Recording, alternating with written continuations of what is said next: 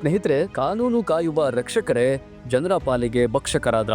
ಅಕ್ಕ ಸಾಲಿಗನನ್ನ ಬೆದರಿಸಿ ಪೊಲೀಸರಿಂದಲೇ ನಡೆದಿದೆ ಚಿನ್ನ ದರೋಡೆ. 76 ಗ್ರಾಂ ಚಿನ್ನ ಸುಲಿಗೆ ಪ್ರಕರಣದಲ್ಲಿ ಇದೀಗ ಇಬ್ಬರು PSI ಸೇರಿ 7 ಜನರ ಬಂಧನವೂ ಆಗಿದೆ.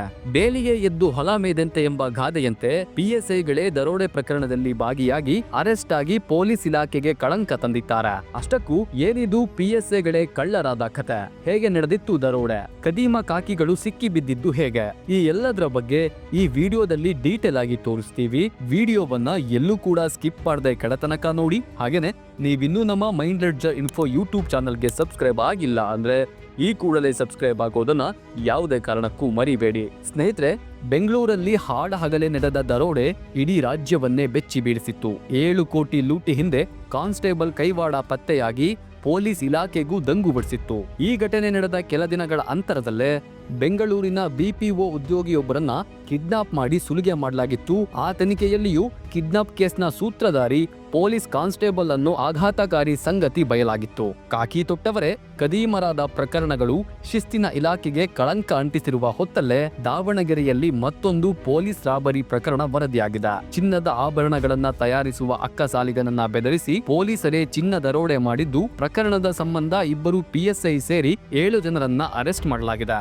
ಆರೋಪಿತರಿಂದ ಅಂದಾಜು 8 ಲಕ್ಷ ರೂಪಾಯಿ ಮೌಲ್ಯದ ಬಂಗಾರ, 3 ಕಾರು, ಏರ್ಗನ್, 2 ನಕಲಿ ಬಂದೂಕುಗಳನ್ನ ವಶಕ್ಕೆ ಪಡೆಯಲಾಗಿದೆ. PSI ಮಾಳಪ್ಪ ಚಿಲ್ಲಪ್ಪ ಕಟ್ಟಿ ಹಾಗೂ PSI ಪ್ರವೀಣ್ ಕುಮಾರ್ ಆಭರಣ ತಯಾರಕನನ್ನ ಲೂಟಿಗೈದ ಖತರ್ನಾಕ್ಗಳು. ಕಾರವಾರ ಮೂಲದ ಆಭರಣ ತಯಾರಕರಾದ ವಿಶ್ವನಾಥ್ ಚಿನ್ನದ ವ್ಯಾಪಾರಿಗಳಿಂದ ಗಟ್ಟಿ ಚಿನ್ನ ಪಡೆದು ಅದರಿಂದ ಆಭರಣವನ್ನ ತಯಾರಿಸ್ತಾರೆ. ಅದರಂತೆ ನವೆಂಬರ್ 24ರಂದು ಕೂಡ ವ್ಯಾಪಾರಿಗಳಿಂದ ಚಿನ್ನದ ಗಟ್ಟಿ ಪಡೆದು ಕಾರವಾರಕ್ಕೆ ತೆರಳಲು ಬಸ್ ಹತ್ತಿದ್ರು. ಆದರೆ ಅವತ್ತು ಏಕಾಏಕಿ ಮಫ್ತಿಯಲ್ಲಿ ಬಂದ ಮಾಳಪ್ಪ ಹಾಗೂ ಪ್ರವೀಣ್ ಕುಮಾರ್ ಗೋಲ್ಡ್ ಸ್ಮಗ್ಲಿಂಗ್ ಮಾಡ್ತಾ ಇದ್ದೀಯಾ ಅಂತ ವಿಶ್ವನಾಥ್ಗೆ ಬೆದರಿಸಿ ಬಸ್ನಿಂದ ಇಳಿಸಿದ್ದಾರೆ. ಬಳಿಕ ಜೀಪ್ಗೆ ಹತ್ತಿಸಿಕೊಂಡು ಆತನ ಬಳಿ ಇದ್ದ 76 ಗ್ರಾಂ ಚಿನ್ನದ ಗಟ್ಟಿ ಹಾಗೂ 2 ಗ್ರಾಂ ಬೇಬಿ ರಿಂಗ್ ಕಿತ್ಕೊಂಡು ಬಸ್ ನಿಲ್ದಾಣದ ಬಳಿ ಬಿಟ್ಟು ಹೋಗಿದ್ದಾರೆ. ಅಂದ್ಹಾಗೆ ಈ ಮಾಳಪ್ಪ ಚಿಪ್ಪಲಕಟ್ಟಿ ಈ ಹಿಂದೆ ಹಾವೇರಿ ಜಿಲ್ಲೆಯ ಹಂಸಬಾವಿ ಠಾಣೆಯಲ್ಲಿ PSI ಆಗಿ ಕೆಲಸ ಮಾಡ್ತಾ ಇದ್ದವನು. ಇತ್ತೀಚೆಗೆ ಈ ಮಾಳಪ್ಪನ ಬಗ್ಗೆ ಗಂಭೀರ ಆರೋಪ ಕೇಳಿ ಬಂದ ಹಿನ್ನೆಲೆ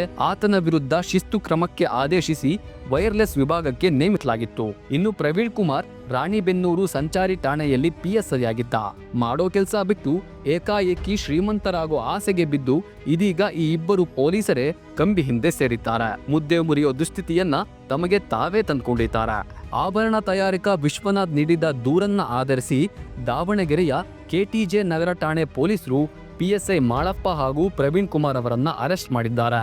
ಚಿನ್ನ ದರೋಡೆಗೆ ಸಹಾಯ ಮಾಡಿದ ಆರೋಪದಡಿ ಮತ್ತೆ 5ರನ್ನು ಬಂಧಿಸಿದ್ದಾರೆ. PSIಗಳೇ ದರೋಡೆ ಪ್ರಕರಣದಲ್ಲಿ ಭಾಗಿಯಾಗಿದ್ದು ಪೊಲೀಸ್ ಇಲಾಖೆಯನ್ನೇ ಬೆಚ್ಚಿ ಬೀಡಿಸಿದೆ. ರಕ್ಷಕರೇ ಭಕ್ಷಕರಾದ್ರೆ ಯಾರನ್ನ ನಂಬೇಕು ಅನ್ನುವಂತಹ ಯಕ್ಷ ಪ್ರಶ್ನೆ ಈಗ ಎದ್ದು ಕೂತಿದೆ. ಇನ್ನು ಈ ಪ್ರಕರಣದ ಬಗ್ಗೆ ರಿಯಾಕ್ಟ್ ಮಾಡಿರೋ Davanagere SP Uma Prashant KSRTC bus ನಿಲ್ದಾಣದಿಂದ ಕರೆದುಕೊಂಡು ಹೋಗಿದ್ದಾರೆ. ESSR ವಾಹನದಲ್ಲೇ ದಾವಣಗೆರೆ ನಗರದಲ್ಲಿ ಸುತ್ತಾಟ ನಡೆಸಿದ್ದಾರೆ. ಆ ಬಳಿಕ ಚಿನ್ನ ಕೊಡ್ಲಿಲ್ಲ ಅಂದ್ರೆ ನೀನು ಅಕ್ರಮ ಬಿಸ್ನೆಸ್ ಮಾಡ್ತಾ ಇದ್ದೀಯಾ ಎಂದು ಬೆದರಿಕೆ ಹಾಕಿದ್ದಾರೆ. ಅಲ್ಲಿಂದ ಚಿನ್ನ ಕಿತ್ಕೊಂಡು ಹೋಗಿದ್ದಾರೆ. ಆರೋಪಿಗಳ ಮೇಲೆ ಕ್ರಮ ಕೈಗೊಳ್ಳಲು ಮೇಲಾಧಿಕಾರಿಗಳಿಗೆ ವರದಿಯನ್ನ ಕಳುಹಿಸ್ತಾ ಇದ್ದೇವೆ. ನಮ್ಮ ಇಲಾಖೆ ಶಿಸ್ತಿನ ಇಲಾಖೆ, ಆದ್ರಿಂದ ಸೂಕ್ತ ಕ್ರಮಕ್ಕೆ ಸೂಚನೆಯನ್ನ ನೀಡಿದ್ದೇವೆ. ಕೋರ್ಟ್ನಲ್ಲೂ ಕೇಸನ್ನ ಫಾಲೋ ಮಾಡಲು ಸೂಚನೆ ಲಭ್ಯವಾಗಿದೆ ಎಂದಿದ್ದಾರೆ. ಸ್ನೇಹಿತರೆ, ಕಾಕಿ ತೊಟ್ಟವರೇ ಕದೀಮರಾಗ್ತಾ ಇರೋ ಇಂತಹ ಸಾಲು ಘಟನೆಗಳ ಬಗ್ಗೆ ನಿಮ್ಮ ಅಭಿಪ್ರಾಯ, ಅನಿಸಿಕೆ ಏನು ಅನ್ನೋದನ್ನ ಕಮೆಂಟ್ ಮಾಡಿ ತಿಳಿಸಿ. ಈ ವಿಡಿಯೋ ಇಷ್ಟವಾಗಿದ್ರೆ ಲೈಕ್ ಮಾಡಿ, ಶೇರ್ ಮಾಡಿ. ಇಂತಹ ಇನ್ನಷ್ಟು ಇಂಟ್ರೆಸ್ಟಿಂಗ್ ಕಂಟೆಂಟ್ಗಳಿಗಾಗಿ ನಮ್ಮ ಮೈಂಡ್ ಲೆಡ್ಜರ್ ಇನ್ಫೋ ಯೂಟ್ಯೂಬ್ ಚಾನಲ್ಗೆ ಸಬ್ಸ್ಕ್ರೈಬ್ ಆಗೋದನ್ನ ಯಾವುದೇ ಕಾರಣಕ್ಕೂ ಮರಿಬೇಡಿ. ನಮಸ್ಕಾರ.